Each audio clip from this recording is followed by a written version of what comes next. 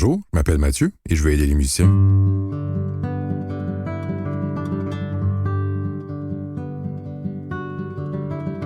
Bonjour tout le monde, bienvenue dans ce nouvel épisode du podcast Le Musicien Stratégique.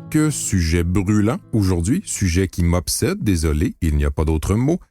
Sujet qui m'obsède depuis quelques mois puisque c'est en quelque sorte le sujet général du projet de recherche que je réalise en ce moment à l'Université Monash de Melbourne. Mon projet de recherche vise à explorer comment les étudiants en musique de niveau universitaire perçoivent la rétroaction en général, donc le feedback, et comment on pourrait changer, rendre plus positif, en fait, le rapport des étudiants avec la rétroaction en général.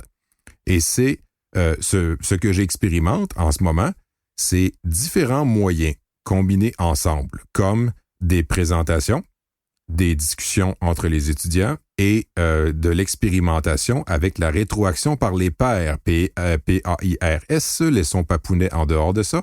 Donc finalement, est-ce que le fait d'informer les étudiants sur ce que la recherche nous dit sur la rétroaction, est-ce que de les amener à discuter de ce sujet entre eux et d'expérimenter le fait de donner des commentaires à des collègues de façon efficace peut les amener à mieux considérer le feedback, donc mieux considérer la rétroaction et à être plus engagé et moins passif par rapport à ce sujet brûlant qu'est la rétroaction. Je dis brûlant volontairement, puisque la rétroaction dans le domaine des arts implique la communication entre êtres humains au sujet d'œuvres ou de prestations dans lesquelles on a investi des heures, nos corps et nos âmes. Mais comment est-ce que ça pourrait mal tourner? Traditionnellement, et on va tenter de changer ça durant l'épisode d'aujourd'hui, on conçoit la rétroaction comme étant des commentaires qu'un enseignant ou une enseignante va donner à son élève. Et c'est vrai que ça en fait partie. Mais on va voir aujourd'hui que notre conception de la rétroaction, si on veut être des apprenants et des apprenantes efficaces, doit être beaucoup plus large que ça. Malgré ceci, il demeure que, comme musiciens, on a tous et toutes en mémoire des commentaires qu'on a reçus qui nous ont donné des ailes, qui nous ont détruits, qui nous ont questionnés, des commentaires qu'on a trouvés difficiles à accepter au départ, mais qui nous ont poussés à réagir et à nous améliorer ensuite, des notes qu'on a trouvées trop basses, des notes qu'on a trouvées trop hautes, trop semblables à quelqu'un d'autre qui a, selon nous, moins travaillé que nous. J'aurais pu appeler cet épisode la maudite rétroaction. La maudite rétroaction.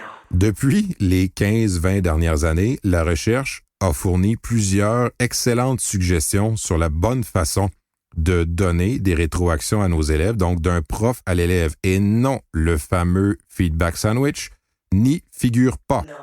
Je vends tout de suite volontairement mon punch final, probablement à cause de la façon dont la rétroaction est offerte traditionnellement. On a un peu tous une conception trop à sens unique de la rétroaction. On la conçoit souvent, surtout comme quelque chose qu'on reçoit passivement, plutôt que quelque chose qui doit nous amener à réagir ou à réfléchir. Je caricature souvent ce phénomène en donnant comme exemple les fameux films et séries télé qui mettent en scène des chevaliers du Moyen-Âge, des vikings ou encore des filles aux cheveux gris qui pètent les plombs sur un dragon. Dans toutes ces séries, on voit souvent des personnages mourir transpercés de toutes parts par 12 flèches avant de faire un discours éloquent dans leur dernier moment. Il y a de l'espoir, mais surtout, ne courez pas autour de la piscine avec des ciseaux.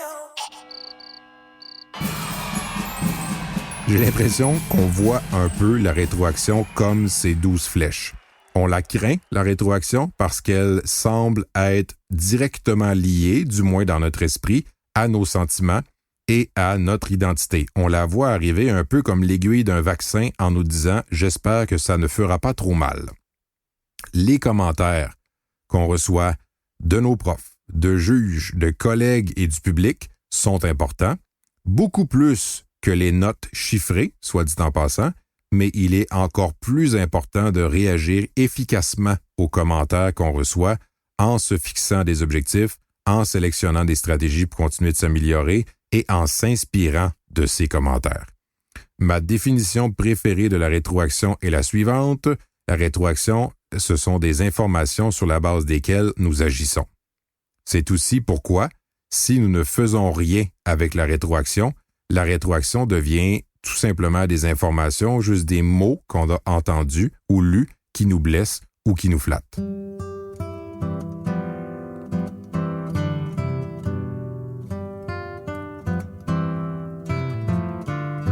On va commencer par parler des deux grandes sources de rétroaction.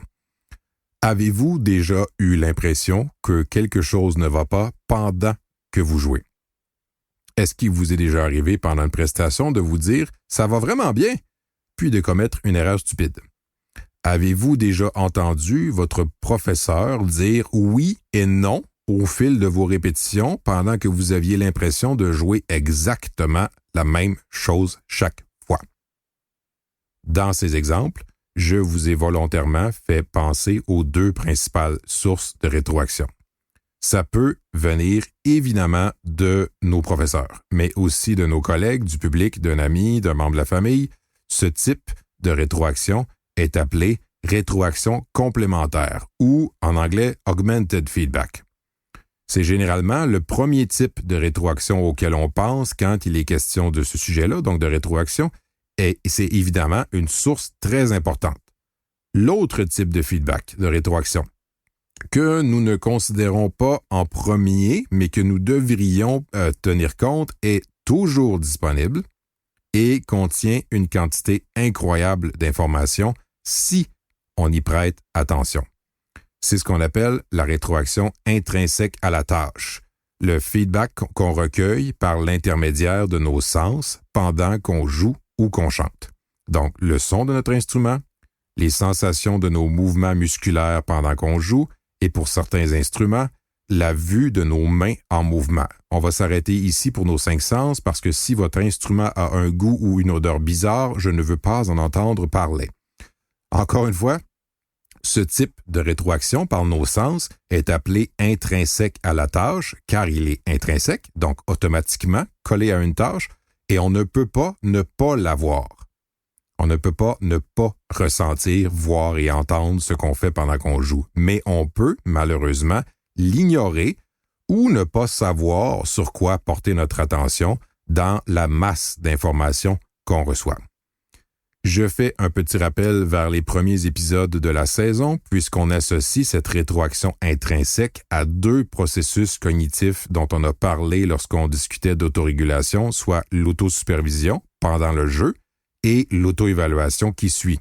Donc, vous portez attention à différents aspects de votre jeu pendant le jeu et vous recueillez ainsi des informations que vous allez démêler rapidement pour choisir ensuite les plus importantes et de cette façon, vous formulez une auto-évaluation après avoir joué.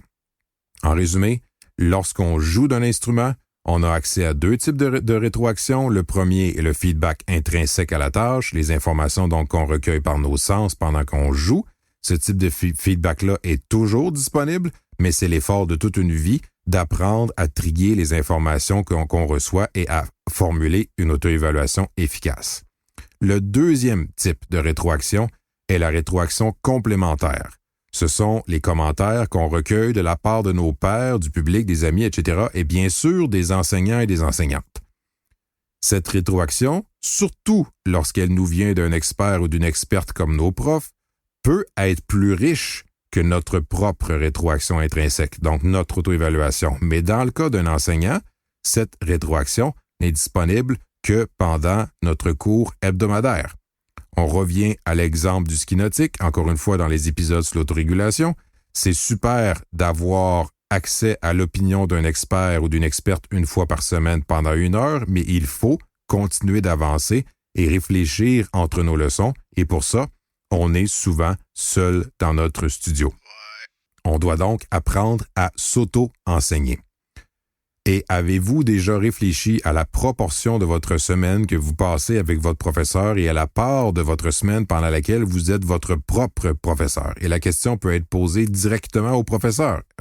Aussi inversement, combien de temps par semaine pouvez-vous donner de la rétroaction complémentaire à vos élèves? Avec une leçon hebdomadaire qui dure 1 heure dans une semaine qui en compte 168, un ou une élève va passer 0,6% de sa semaine avec un accès aux commentaires du prof. Et l'élève doit autoréguler par lui-même ou par elle-même son apprentissage, son horaire de pratique, son équilibre de travail et vie personnelle, et ainsi de suite, pendant le reste de la semaine. On va consacrer le reste de l'épisode à la rétroaction complémentaire, donc du point de vue de la personne qui donne cette rétroaction et du point de vue de la personne qui la reçoit. Je voulais commencer par accentuer l'importance capitale pour les musiciens et les musiciennes de tout niveau de travailler à raffiner sa capacité à se formuler des rétroactions intrinsèques, ce qui revient en quelque sorte à s'autoréguler comme on en a discuté en début de saison.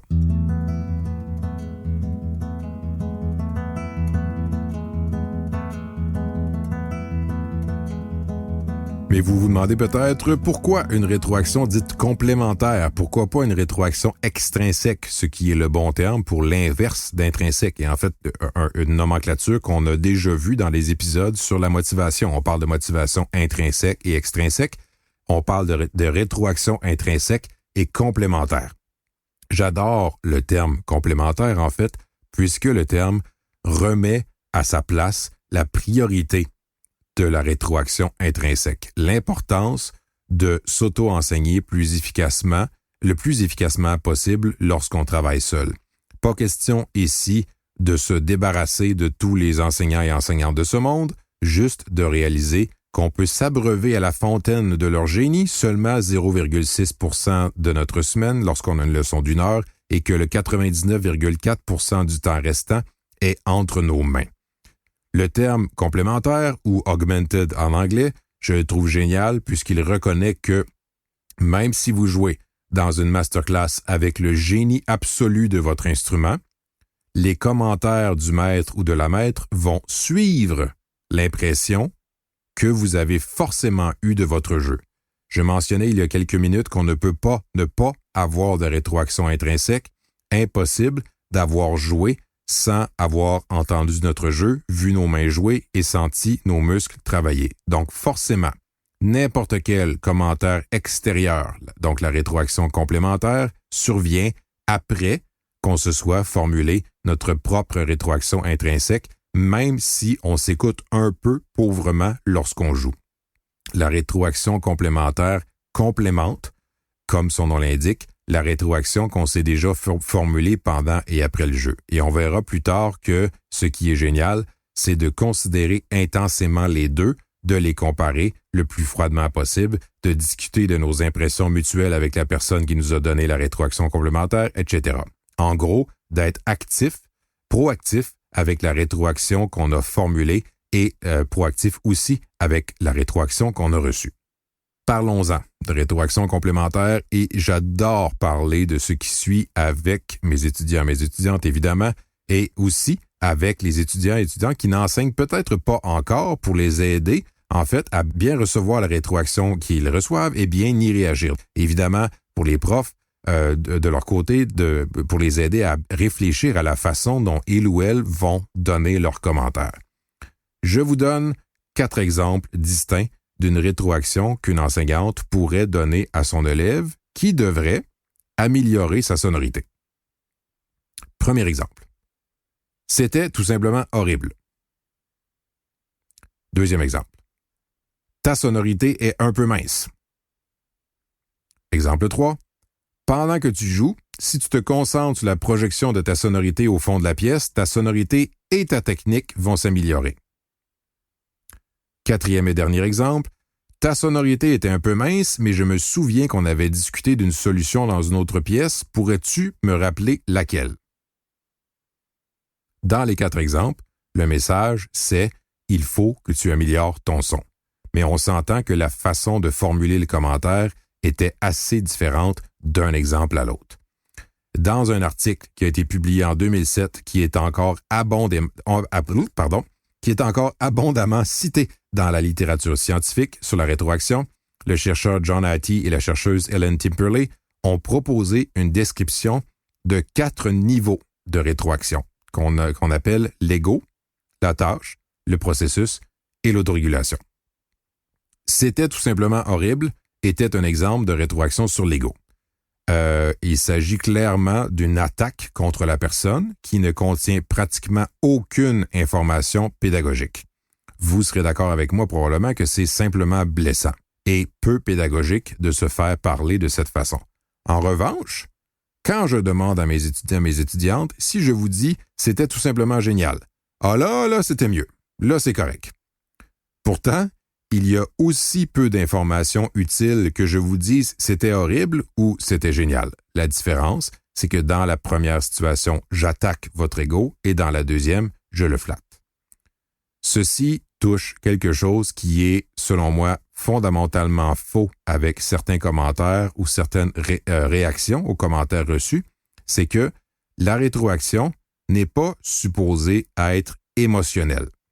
Au final, je suis de tout cœur avec vous pour la difficulté de séparer rétroaction et émotion, mais il faut le faire éventuellement si on veut avancer.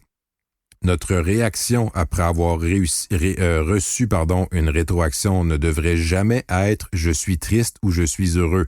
Notre réaction devrait plus ressembler à « j'ai compris » ou « je vais l'essayer ». Le « est optionnel, mais toujours intéressant. Ça dit ce que ça a à dire, hein? Je présentais ceci puisque ça fait partie du modèle présenté par Hattie et Timperley, mais je pense qu'il est rare qu'un enseignant ou une enseignante se contente d'enseigner à coup de « c'était lamentable » ou « c'était génial ». Ça fait partie des réactions qu'un prof ou une prof veut avoir, mais c'est généralement suivi par autre chose. Et cette autre chose peut justement ressembler au deuxième exemple.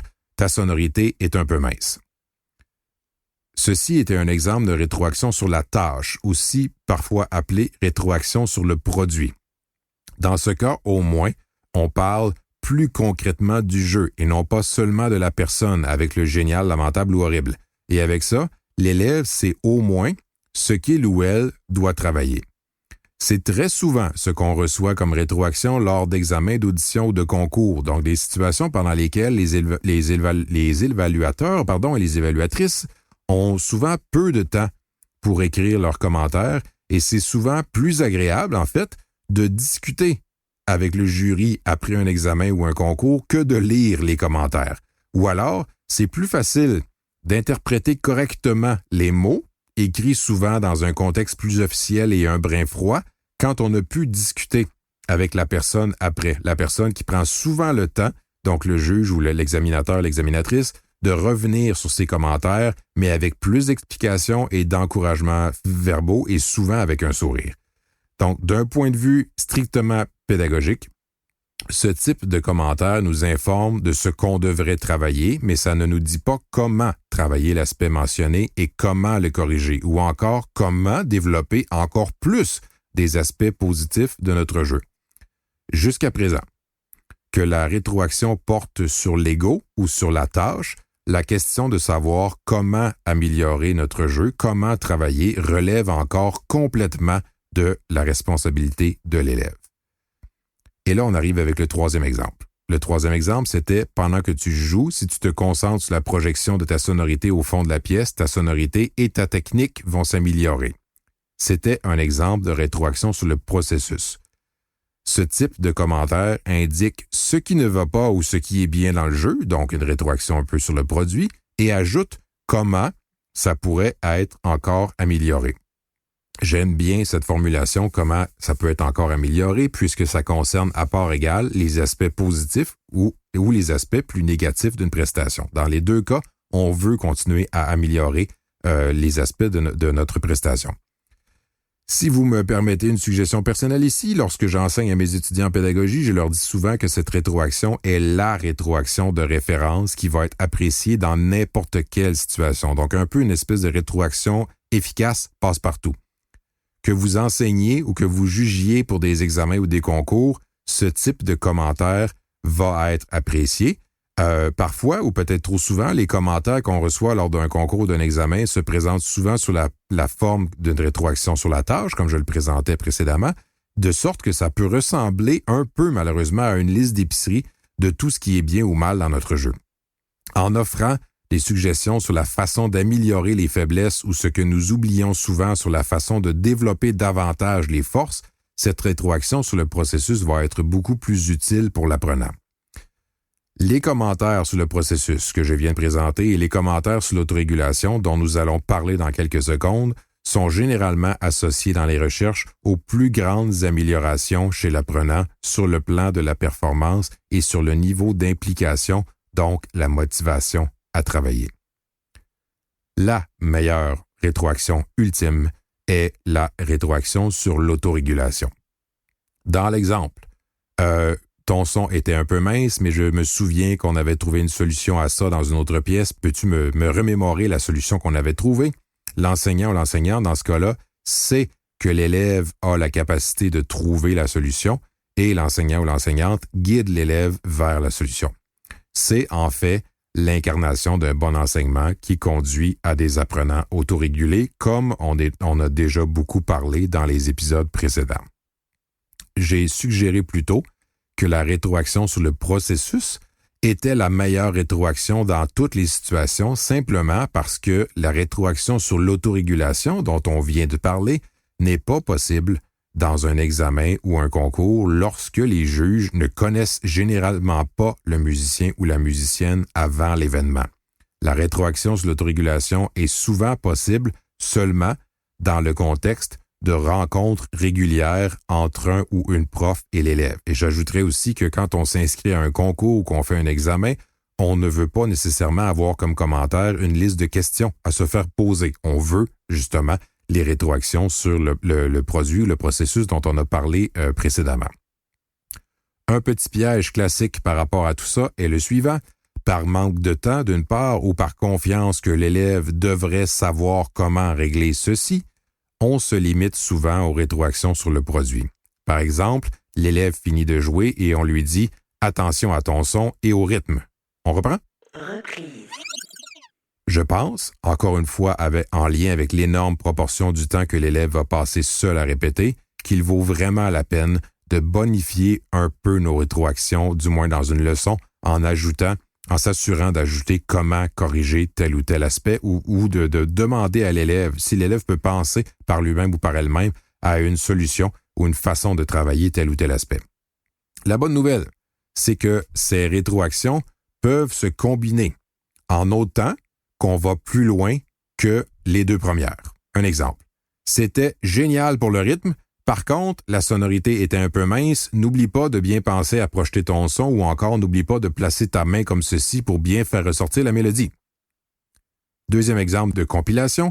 C'était super pour les nuances. Tu les as vraiment bien exagérées comme on avait discuté dans telle pièce. Qu'est-ce que c'était déjà la belle métaphore que tu avais trouvée dans une autre pièce pour illustrer ceci?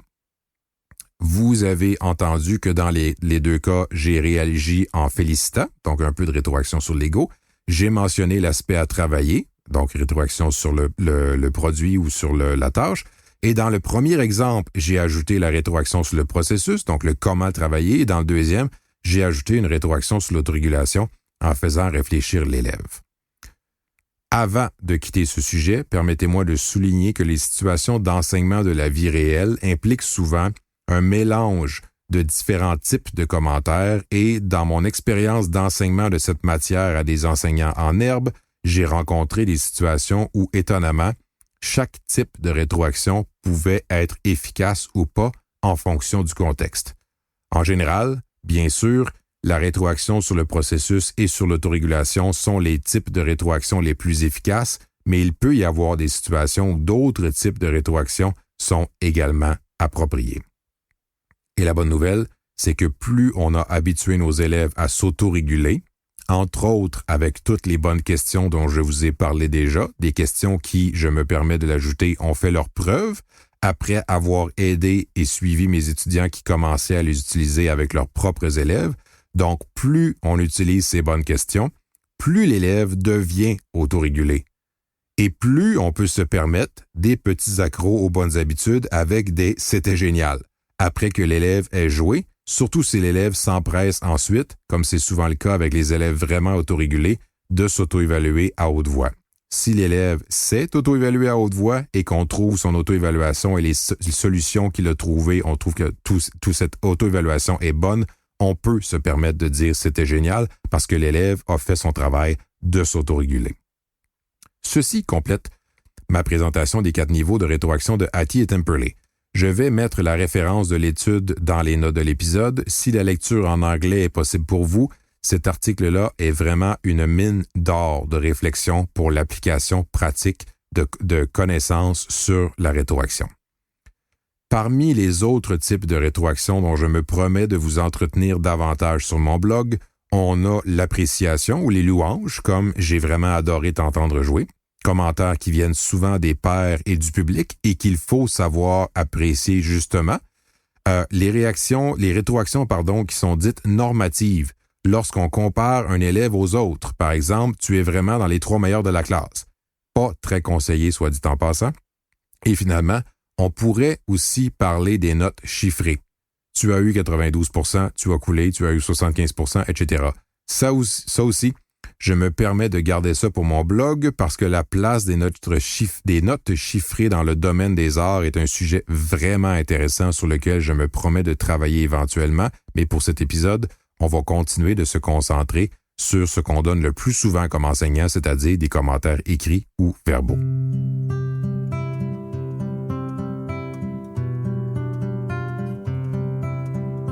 Je vous parle maintenant d'un concept que j'ai découvert avec fascination récemment, qui est devenu le sujet principal du sujet de la recherche que je mène présentement ici en Australie et qui, selon moi, vient compléter merveilleusement bien les travaux que j'ai déjà faits sur l'utilisation de la caméra vidéo et le développement des habiletés d'autorégulation. Ce concept se nomme en anglais la feedback literacy. Je n'ai pas trouvé de traduction officielle en français jusqu'à maintenant de ce concept. Feedback veut évidemment dire rétroaction, mais c'est le terme literacy qui est difficile à traduire dans le sens que lui donne le concept. Le mot literacy veut dire à la fois sensible à la rétroaction, mais sensible dans le sens de valoriser la rétroaction. Et on va justement voir qu'un élève qui possède une bonne feedback literacy valorise le processus de rétroaction, travaille à développer son jugement, gère efficacement ses émotions lorsqu'il ou elle reçoit la rétroaction et possède un éventail de stratégies pour bien réagir aux commentaires reçus et poursuivre son amélioration. Si vous repensez à ma description en 3 épisodes de ce qu'est un ou une élève autorégulé, vous comprendrez que je vois beaucoup de liens entre les 2 concepts, mais j'aime le fait que le concept de feedback literacy vienne inclure dans l'apprentissage tout ce qui concerne notre rapport à la fois émotif et cognitif à la rétroaction. On traduit souvent literacy par alphabétisation, ce qui en soi n'est pas le sens qu'on lui donne ici, même si on peut faire le parallèle que l'alphabétisation est une compétence de base qui ouvre la porte à tellement d'apprentissage, et je pense qu'on peut concevoir la même chose dans ce sens avec la feedback literacy.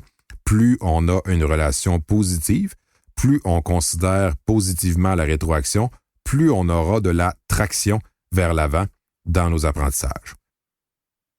À défaut d'avoir une traduction française qui représente bien le concept, eh bien, plongeons directement dedans et mettons-la au moins en application efficacement, cette feedback literacy. Commençons par un euphémisme. La rétroaction est une affaire délicate. Ça implique une communication humaine qui est une affaire encore plus délicate. Il y a des recherches qui ont souligné dans plusieurs domaines d'activité, y compris la musique, et à plusieurs niveaux d'apprentissage, la difficulté des apprenants à recevoir et digérer les commentaires de rétroaction et à les transformer en applications concrètes. Donc, finalement, la rétroaction est quelque chose que très souvent, les élèves ont de la difficulté à transformer en applications pratiques efficaces. Bien sûr, il est parfaitement humain de mal digérer parfois des commentaires qu'on a reçus. Ça peut blesser nos sentiments, ça peut même représenter une menace pour notre identité. En tant que musicien, je pense que nous avons tous le souvenir d'un commentaire horrible que nous avons reçu dans notre vie, mais si nous sommes ici étant des musiciens et musiciennes assez motivés pour faire ou écouter un podcast visant à nous aider à s'améliorer encore plus, c'est que nous avons probablement aussi le souvenir de commentaires qui nous ont émus et donné des ailes. Il y a des recherches qui ont démontré à la fois que les étudiants, souvent de niveau universitaire, dans ces recherches, semblent reconnaître l'utilité des commentaires qu'ils reçoivent, mais en même temps, les mêmes recherches ont démontré que, et je le souligne en caractère gras verbalement, les étudiants sous-estiment leur responsabilité lorsqu'il est question d'agir et de réagir face à ces commentaires pour s'améliorer de façon concrète. Je mentionnais plus tôt que c'était souvent des étudiants universitaires qui participent à ces recherches. Si ceci a lieu avec des étudiants de ce niveau, imaginez ce qui peut se passer avec des plus jeunes ou des moins expérimentés. Et c'est là qu'arrive avec une musique angélique comme trame de fond, le concept de feedback literacy, qui vient décrire comment les apprenants et les apprenantes les plus efficaces se représentent le processus de rétroaction et réagissent efficacement lorsqu'ils ou elles la reçoivent. C'est donc l'inverse de la réception passive dont je parlais en introduction. Ça, c'est de la belle musique angélique. Il y a 4 éléments principaux dans ce concept. Et comme ceci sera mon dernier épisode en solo pour la saison, je le mentionne puisqu'au moment d'enregistrer ceci, je ne suis pas encore certain du nombre d'invités et du moment de leur entrevue qu'il y aura cette saison. Et comme c'était le cas pour l'autorégulation, le concept de feedback literacy est lié à tellement de bonnes stratégies qu'on connaît déjà. Donc, préparez-vous donc à un petit raz-de-marée de révision et de lien avec les épisodes précédents. Le premier élément lié à la feedback literacy est tout simplement le fait d'apprécier la rétroaction. Donc, comment on considère les rétroactions en général. Le second élément est la capacité de porter un jugement. Le troisième, la gestion des émotions. Alors, comment vous réagissez émotionnellement à une situation? Et c'est souvent à ce moment que les choses peuvent mal tourner. Et enfin, le quatrième élément, passer à l'action. On va examiner brièvement chacun d'eux en détail. Pour chacun d'entre eux, je vais parler d'apprenants proactifs pour décrire les apprenants qui ont développé le rapport positif envers la rétroaction qu'est la feedback literacy. Donc, premier élément, apprécier les commentaires. Les apprenants et les apprenantes proactifs et proactives vont d'abord comprendre et apprécier le rôle de la rétroaction dans l'amélioration de leur travail et ils vont reconnaître leur rôle actif dans ces processus. Ils vont aussi reconnaître que la rétroaction provient de plusieurs sources différentes, donc pas seulement les enseignants, les enseignantes, et que cette rétroaction-là se présente sous plusieurs formes.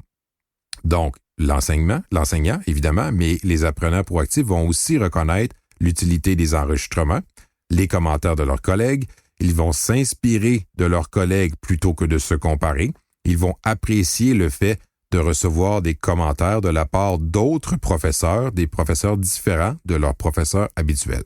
Et en troisième lieu, les apprenants proactifs vont utiliser la technologie pour noter, stocker, réviser, comparer leur rétroaction, utiliser la technologie donc pour accéder à des dizaines et des dizaines d'exemples de leurs pièces jouées par d'autres. En matière de technologie, on peut accéder maintenant à 1 million de vidéos musicales sur YouTube et à tous les services de musique en continu pour les modèles sonores. Et donc, une fois que les élèves reconnaissent leur responsabilité en tant qu'apprenants, ils ont accès à une mine d'or d'informations sur lesquelles ils peuvent réfléchir, discuter avec leurs pairs et avec leurs enseignants. Tout ce qui a été présenté jusqu'à présent pourrait être lié à un état d'esprit positif général concernant les commentaires. Maintenant, la rétroaction, la feedback literacy, consiste aussi clairement à porter des jugements. Pour l'élément de porter des jugements, donc faire aller son jugement artistique par rapport à ce qu'on joue ou ce qu'on entend. Donc, les apprenants proactifs et apprenantes proactives vont développer leur capacité à porter des jugements qu'on pourrait qualifier d'efficaces sur leur propre travail et sur le travail des autres. On évite ici les « on sait bien » dont j'ai parlé dans un épisode précédent et on évalue ce qu'on entend et ce qu'on voit dans le travail des autres en évitant autant que possible le filtre très dangereux de notre ego. Les étudiants proactifs vont aussi participer de manière productive au processus de rétroaction avec les pairs, donc avec leurs collègues. Et ils vont finalement raffiner leur capacité d'auto-évaluation au fil du temps pour porter des jugements de plus en plus solides et de plus en plus informés. Tout ça peut être lié, entre autres, au concept de représentation globale ou de modèle sonore dont on a parlé dans un épisode précédent, et aussi plus simplement à la mémoire auditive dont on a parlé dans la première saison. De la musique, on devrait normalement en manger, se gaver le cerveau et par extension, se gaver la mémoire d'exemples de musique très bien joués par de grands interprètes et de grandes interprètes pour ensuite, sans pouvoir nécessairement l'expliquer concrètement, pouvoir raffiner notre jeu ou notre écoute des autres en comparant tout le temps ce qu'on entend avec ce qu'on voudrait entendre. Donc, ce modèle qu'on a construit au fil de centaines et de centaines d'heures d'écoute, d'enregistrement ou de présence à des concerts. Que vous soyez celui qui joue ou que vous entendiez quelqu'un d'autre jouer, plus votre modèle sonore interne est raffiné, plus votre vue, votre vision, votre représentation globale va être développée et plus il sera facile pour vous d'identifier les différences, bonnes ou mauvaises, entre votre modèle et ce que vous entendez. Passons maintenant au troisième élément, donc l'aspect probablement le plus délicat de la rétroaction, la gestion des émotions. Donc, gérer la façon dont on réagit émotionnellement face aux commentaires qu'on reçoit. En matière de gestion des émotions, les apprenants proactifs et les apprenantes proactives vont maintenir un certain équilibre émotionnel et éviter d'être sur la défensive lorsqu'ils reçoivent des commentaires critiques. Ils vont aussi être proactifs en sollicitant les suggestions de leurs pairs ou des enseignants et en poursuivant le dialogue avec eux au besoin. Qu'on va reparler de ça. Et ils vont aussi développer l'habitude de chercher, de s'impliquer volontairement dans des occasions de recevoir des rétroactions plutôt que les éviter. Recevoir des commentaires négatifs est difficile. Peu importe comment vous le présentez, il est difficile de recevoir des commentaires sévères sur quelque chose sur lequel on a travaillé très dur. Lorsque la rétroaction est formulée avec une bonne intention évidente, il est, selon moi, beaucoup plus facile pour la personne qui la reçoit d'éviter cette espèce de défensive émotionnelle. Je disais qu'on allait reparler de l'idée de dialogue dans la rétroaction. C'est, au moment d'enregistrer cet épisode, probablement ma principale préoccupation lorsque je discute avec les étudiants qui participent à ma recherche ici. Et j'ai été ravi d'avoir des professeurs présents et présentes lors de certaines de ces activités pour appuyer l'idée suivante. La rétroaction est beaucoup trop considérée par les étudiants et les étudiantes comme une route à sens unique. L'unique sens possible étant de recevoir passivement la rétroaction sans possibilité apparente de réagir et de questionner leur professeur. J'ai dit bien questionner, non pas remettre en question, non pas se révolter, mais bien l'idée de pouvoir considérer le processus de rétroaction comme un dialogue. On peut demander plus de détails à un ou une prof. On peut, comme élève, partager comment on voyait telle ou telle idée pour rendre explicite notre raisonnement pour le prof ou la prof. C'est exactement la même chose dont j'ai parlé dans un épisode précédent, mais du point de vue de l'enseignant.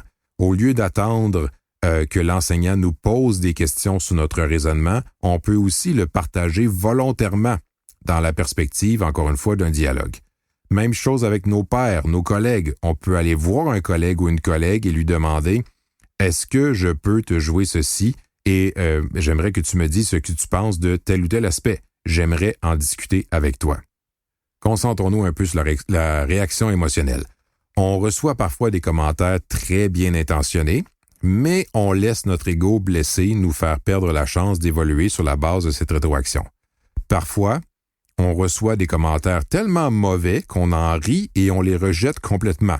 Parfois, on reçoit de mauvais commentaires et ça produit malheureusement une explosion de mauvaise motivation, entre guillemets, pour démontrer que la personne a tort.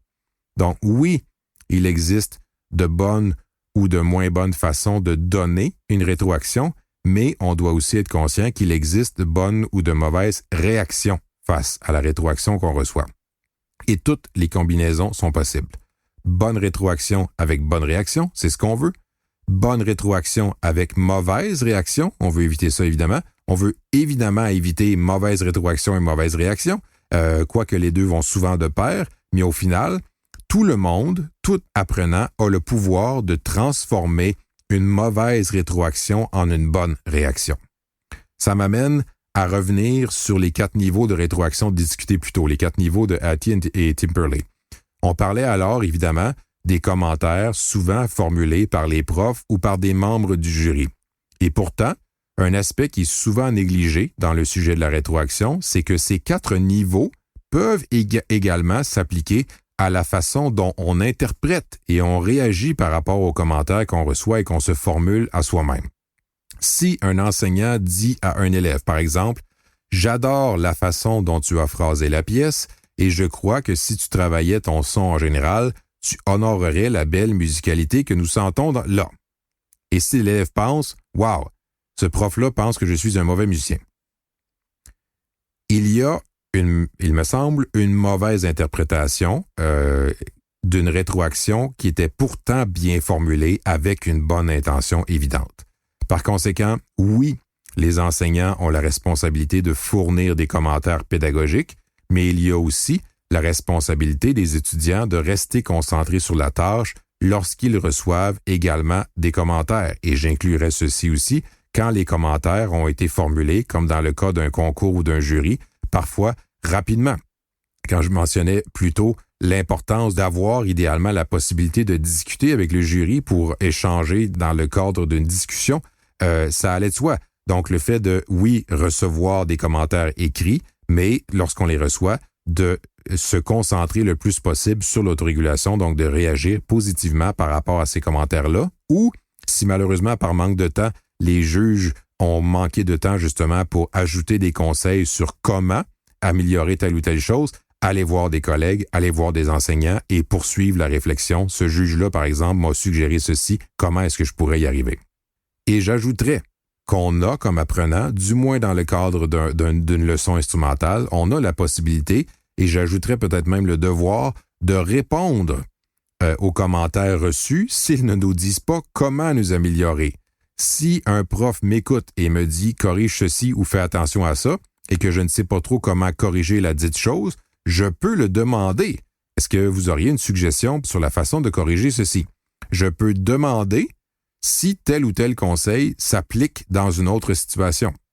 Et donc, en connaissant les 4 niveaux de rétroaction, de l'ego, du produit, du processus et de l'autorégulation, je peux évaluer, porter un jugement finalement, faire preuve de feedback literacy avec la rétroaction que je reçois aussi. Je peux évaluer à quel niveau se situe le commentaire reçu et ensuite poser des questions qui m'aideront à recevoir des commentaires plus liés au niveau plus élevé du processus et de l'autorégulation. Évidemment, on parle ici surtout d'élèves probablement de niveau intermédiaire et plus élevé, ou à tout le moins d'élèves plus matures que des enfants. Et je ne vous suggère pas d'apprendre par cœur les 4 niveaux de Hattie et Timperley, mais je vais fortement vous suggérer, si vous avez le rôle d'élève en ce moment, peu importe le contexte, de considérer les commentaires que vous recevez de la part de votre prof comme étant chaque fois le début possible d'une conversation. On revient ici à l'idée de route à double sens plutôt qu'un sens unique. Et si vous êtes enseignant ou enseignante, je vais suggérer la même chose, mais de votre point de vue, de vous assurer de poser des questions à vos élèves pour stimuler ce même dialogue avec eux. C'est ma très brillante conclusion philosophique. En travaillant ensemble, on devrait finir par réussir quelque chose de beau. En parlant de la voie à suivre, le 4e et dernier élément de la feedback literacy en matière de rétroaction est d'agir, donc taking action en anglais. Les apprenants proactifs vont être conscients de l'importance incroyable de réagir avec justesse en prenant des mesures concrètes pour agir sur la base de la rétroaction reçue. Ils vont constamment réfléchir aux conclusions de leurs différentes expériences dans une perspective d'amélioration continue et ils vont développer un répertoire de stratégies pour réagir et continuer de s'améliorer en considérant la rétroaction comme une source d'énergie éternellement renouvelable pour cheminer. Là, évidemment, je vous dis noir sur blanc ce qui est écrit dans l'article que les auteurs Carless et Baud ont écrit sur la feedback literacy que je vais m'assurer de mettre en référence pour l'épisode. Je mentionnais plutôt que la rétroaction est parfois définie comme étant des informations sur lesquelles nous agissons. Sinon, les commentaires ne sont que des mots. Par exemple, vous avez joué une pièce, vous l'avez enregistrée plusieurs fois pour la raffiner, puis vous avez envoyé la vidéo à une amie pour avoir ses commentaires, vous discutez de vos réflexions et des commentaires de votre ami avec votre professeur qui apporte des pistes de réflexion supplémentaires. On voit là un exemple concret d'étudiants proactifs envers la rétroaction. Donc, un bel exemple de feedback literacy qui illustre bien comment on peut combiner efficacement plusieurs sources de rétroaction. Dans l'exemple, on avait notre propre raffinement, la caméra vidéo, les commentaires d'une amie et une conversation avec un ou des professeurs qui aident à bien réfléchir à tout ça. On est très loin ici du ski nautique. Comme je mentionnais plus tôt, la feedback literacy est un concept sur lequel je travaille beaucoup ces temps-ci et j'ai comme envie d'attendre un peu avant d'aller plus loin que ce que j'ai fait dans cet épisode et de partager mes réflexions encore un peu embryonnaires sur des bonnes façons de la développer. Une chose est certaine, je vais vous en reparler ou à tout le moins vous écrire là-dessus éventuellement. En attendant, je peux quand même vous dire que selon les recherches, un des meilleurs moyens de développer une feedback literacy chez l'apprenant serait de leur offrir plusieurs occasions de devoir faire l'effort de formuler et de donner des rétroactions à leurs collègues. La rétroaction par les pairs m'intéresse énormément. C'est d'ailleurs pour l'étudier que je suis ici en Australie en ce moment. Rapidement, je peux vous dire que la recherche a démontré que la rétroaction par les pairs aide les élèves à mieux s'auto-évaluer ensuite, mais qu'il serait important que les enseignants et les enseignantes agissent à titre de médiateurs pour rassurer tout le monde impliqué. Comme enseignant, donc, on adopte avec la rétroaction par les pairs la même attitude que pendant les leçons individuelles, mais cette fois en donnant notre opinion après que les élèves se soient exprimés pour ne pas briser l'échange. On s'entend que tous les élèves vont redire en d'autres mots la même chose que le prof ou la prof a dit si il ou elle donne son opinion en premier lieu.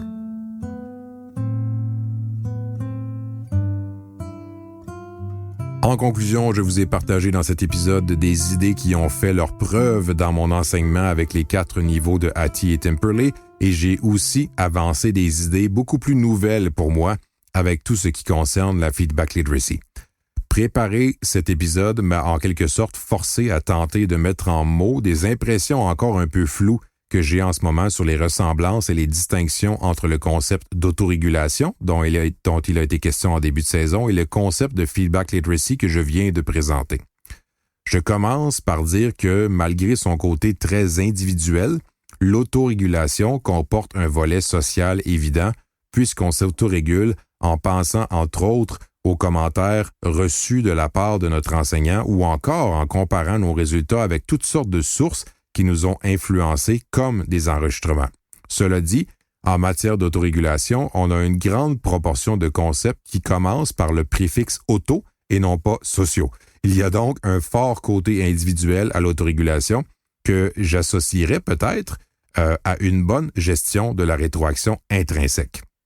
De l'autre côté, la feedback literacy me semble plus liée au côté social de l'apprentissage, même si on pourrait reprendre les 4 mêmes éléments avec la rétroaction intrinsèque. Cela dit, on parle beaucoup dans le concept de feedback literacy de différentes sources de rétroaction, de contrôler ses émotions en entendant un commentaire. Et là, il faut vraiment être soupe au lait ou avoir la psychologie de Gollum dans Le Seigneur des Anneaux pour être blessé par sa propre auto-évaluation. Pour la feedback literacy, je la vois en ce moment donc comme la gestion efficace des rétroactions complémentaires qu'on reçoit. Ce que je viens de décrire concerne ce que je pense au moment d'enregistrer cet épisode et j'ai tout simplement hâte d'en découvrir davantage sur ce beau concept qu'est la feedback literacy. Et si vous voulez m'aider, s'il vous plaît, n'hésitez pas à me faire part de vos commentaires ou de vos réflexions sur le sujet par courriel ou sur ma page Facebook, Le Musicien Stratégique.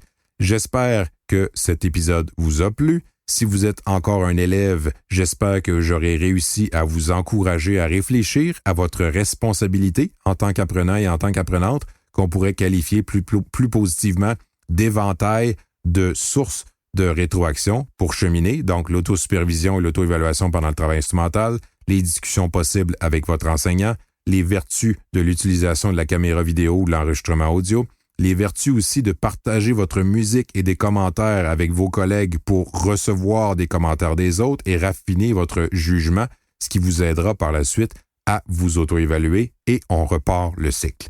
Si vous êtes enseignant ou enseignante, j'espère que je vous aurai encouragé à adopter la même attitude positive que celle que j'ai décrite pour les élèves, puisqu'on est tout le temps en train d'apprendre, même lorsqu'on enseigne, vous le savez, mais plus spécifiquement dans notre rôle de prof, j'espère vous avoir encouragé, entre guillemets, ou motivé à continuer de entraîner vos élèves à s'auto-évaluer pendant leurs leçons, questionner vos élèves pour obtenir leur opinion, le pouvoir, j'espère que vous aurez convaincu du pouvoir d'organiser des activités de rétroaction entre vos élèves, par exemple des classes d'ensemble pendant lesquelles, comme on l'a vu dans un épisode précédent, on va se taire après une prestation jusqu'à temps que les élèves aient échangé, que vous encouragiez vos élèves, que vous encouragerez en fait vos élèves à s'enregistrer et à utiliser ces enregistrements dans vos cours.